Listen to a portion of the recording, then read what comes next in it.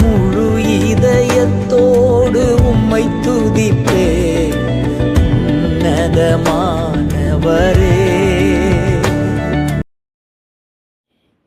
பிதா குமாரன் பரிசுத்த ஆவியின் சிறிய நாமம் நம் அனைவரையும் ஆசீர்வதித்து காப்பதாக. ஆமேன். இந்த காலை நேர சிந்தனைக்காக நியாயாதிபதிகள் 9ஆம் அதிகாரம் 24வது வசனம். எருபாகாலின் 70 குமாரருக்கு செய்யப்பட்ட கொடுமையை வந்து பழித்தது. அவனுடைய இரத்தப்பழி அவர்களை கொன்ற அவருடைய சகோதரனாகிய அபிமெலேக்கின் மேல் தன் சகோதரரை கொல்ல அவன் கைகளை திடப்படுத்தி சீகேம் மனுஷரை சுமரும்படியாக சீகேமின் பெரிய மனுஷர் அபிமெலேக்கு இரண்டகம் பண்ணினான். சீகேமின் மனுஷர் மலைகளின் உச்சியில் அவனுக்கு பதவி இருக்கிறவர்களை வைத்தார். அவர்கள் தங்கள் அருகே வழி நடந்து போகிறவர்களையும் யாவரையும் அங்கே கொள்ளையிட்டார்கள். அங்கு அபிமெலேக்கின் அறிவிக்கப்பட்டது. கிறிஸ்துவில் அன்பான இறை மக்களே, இந்த வசனம் 24லிருந்து 26 வசனம் வரைக்கும் பார்க்கும்போது பாதுகாப்பு, இஸ்ரவேல் மக்களுடைய ஆளுகை செய்கிற சகோதரனாகிய அபிமெலேக்கு அவனுடைய சகோதரனை கொன்ற அந்த பழி அவர்களுக்கு பழித்த போது அவர்களுடைய பாதுகாப்பு எங்கிருக்கிறது என்று சொல்லி அவர்கள் தேடி அலைகிறார்கள். மலையிலே பதவி இருக்கிறார்கள். பல்வேறு விதமான பாதுகாப்புக்குள் அலைந்து செல்கிறார்கள். ஒரு சமயம் அரசன் ஒருவன் தன்னுடைய எதிரிகளுக்கு பயந்து தன்னுடைய கோட்டையை கட்டினான். அதில் யாரும் புகுந்து விடாதபடி ஜன்னல் கூட வைக்காதபடி கட்டி ஒரே ஒரு நுழைவாசலை மட்டும் வைத்தான். அந்த நுழைவாசலின் கதவு வைக்கவில்லை. தன் எதிரிகள் எப்படியாவது புகுந்து விடுவார்களோ என்ற பயம். அந்த ஒரு வாசலிலும் பல வீரர்களை காவலுக்கு நிறுத்துகிறான். ஒரு முறை தன்னை பார்க்க வந்த தன்னுடைய நெருங்கிய தோழன் வருகிறான். இப்போது உன்னுடைய பாதுகாப்பை நான் உணர்கிறேன் என்று சொன்னான்.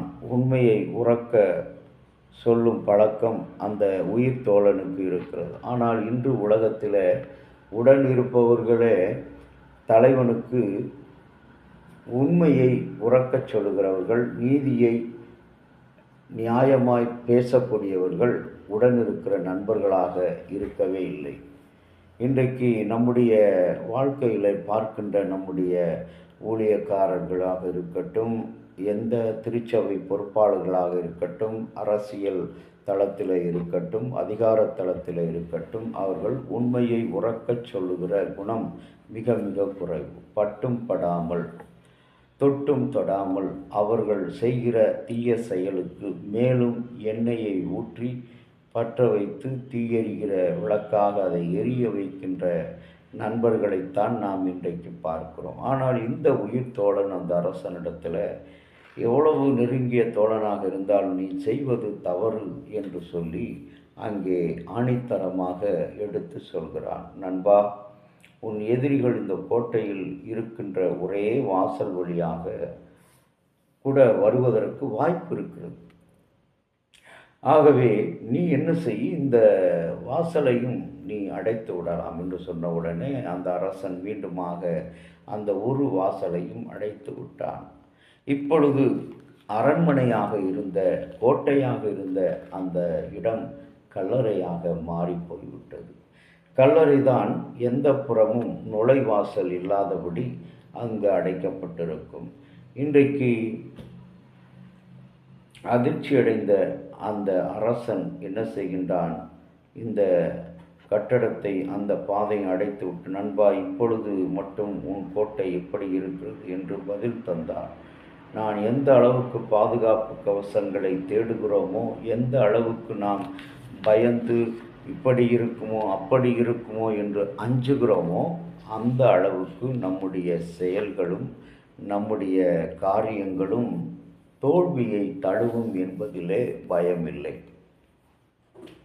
இந்த பாதுகாப்பு நம்பிக்கையின் அடிப்படையில் அன்றைக்கு பாதுகாப்பு வீரராக இந்திரா காந்தியோடு இருந்தவர்களே, அந்த பாதுகாப்பு வீரர்களே இந்திரா காந்தி அவர்களை சுட்டு கொண்டார்கள்.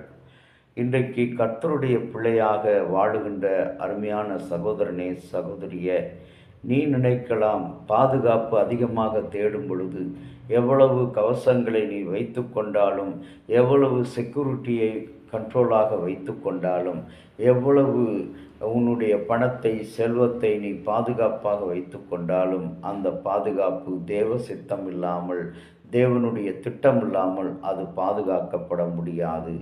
அது தேவனுடைய திட்டம் இல்லாமல் அது பாதுகாக்கப்பட முடியாது என்பதை கடவுள் இந்த சிந்தனை வழியாக நமக்கு கூறுகிறார். ஆகவே இந்த நாளிலும் கூட உலகத்தின் ஒளி நாள் என்று சொல்லக்கூடிய இந்த ஆண்டினுடைய இயற்பியல் பொறியாளர் தியோடர் மெய்மன் என்பவர் 1960ஆம் ஆண்டு இந்த ஒளி நாளாக இந்த நாளை கொண்டாடினார். த லேசர் ஒடிசி என்ற நூலை அவர் எழுதும்போது அந்த லேசர் கண்டுபிடிப்புக்காக 2 முறை நோபல் பரிசும் அவர் பெற்றார். ஆகவே நம்முடைய வாழ்க்கையில் நாம் நினைக்கிறோம், எப்படி ஒளி ஊடுருவி செல்லுமோ அதுபோல நமக்கு தீங்கு என்பது வராது. ஆனால் அந்த தீமைக்காக நாம் எடுக்கின்ற அந்த பாதுகாப்பு என்ற வளையங்கள், பெருமை, பணம், புகழ், இனம், அரசியல், இன்னும் செல்வாக்கு, பணம், தரம் என்று ஏழை, பணக்காரன், இவைகளை நாம் பாதுகாப்பாக வைத்து கொள்ளும் பொழுது நம்முடைய வாழ்க்கை அழிந்துவிடும். அதிலே சந்தேகம் இல்லை. நம்மை கூடவே இருக்கிறவர்களும் நம்மை என்ன செய்வார்கள்? அழைத்து விடுவார்கள். ஆகவே இன்றைக்கு பாதுகாப்பு என்பது கடவுளுடைய திட்டப்படி கடவுளால் மட்டுமே கொடுக்கப்படுகிற ஒரு அடித்தளம். அந்த அடித்தளத்துக்கு இன்றைக்கு நாம் அடிபணிவோம். ஆண்டவர் உங்களையும் என்னையும் ஆசீர்வதித்து காப்பாராக. ஆமென். ஜெபம் செய்வோம்.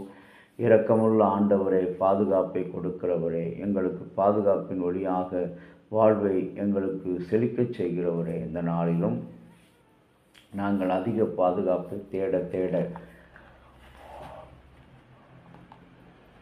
பிசாசு அதிகமான அழிவுகளை எங்கள் மத்தியில் கொண்டு வருவோம். அந்த அழிவுக்கு தப்பித்து